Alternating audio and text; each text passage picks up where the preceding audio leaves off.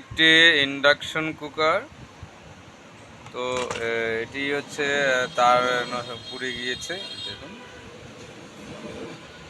তার হচ্ছে সিলভার। তো মিক্সার এগুলো তার নষ্ট হয়ে যায়। তো তারপর হচ্ছে আপনার এটি হচ্ছে এই যে পুড়ে যাচ্ছে। তো এটি পুরার কারণ কি? আসলে ইন্ডাকশন কুকার কিন্তু ভিতরে হিট হয় না।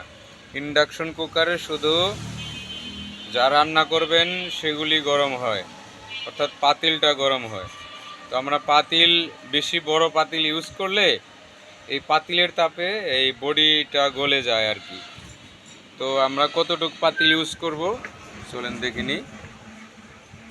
ইন্ডাকশন কুকারে এই যে লাস্টে যে সাদা দাগটা দেওয়া আছে, এই যে সাদা দাগটা, এই দাগের ভিতরে আমরা পাতিল ইউজ করব।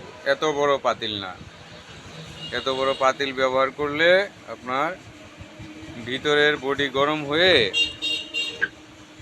এটি গলে যায়। তো ধন্যবাদ সবাইকে ভিডিও দেখার জন্য। আর মাঝে মধ্যে অবশ্যই এই ভিতরের ফ্যানের যে আপনার ওই পর্যাপ্ত পরিমাণ ময়লা টানে, এখান থেকে দেখুন এই ময়লাগুলো টানে। এই ময়লাগুলো আমরা কিছু দিয়ে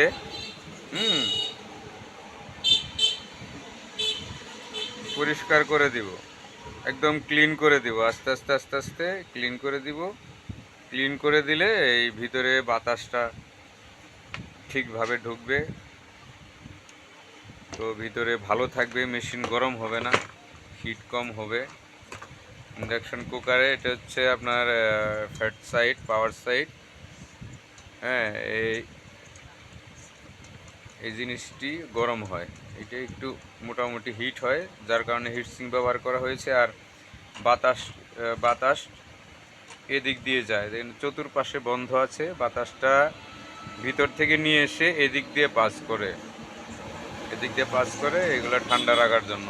যার কারণে আমরা সব সময় কি করব, এই পিছনের সাইডটা সব সময় পরিষ্কার রাখবো। মাঝে মধ্যে এটি উল্টিয়ে, তো তৈলাক্ত ভিজা থাকে, তেল রান্না করা হয়, যার কারণে তেল এখানে একটু লেগে থাকে। তো এটা সবসময় পরিষ্কার রাখলে আমাদের এই ইন্ডাকশন কুকার হোক আর ইনফ্রারেড কুকার হোক ভালো থাকবে। ধন্যবাদ সকলকে। চ্যানেলটি সাবস্ক্রাইব করে দিবেন, লাইক কমেন্ট করবেন। আল্লাহ হাফেজ।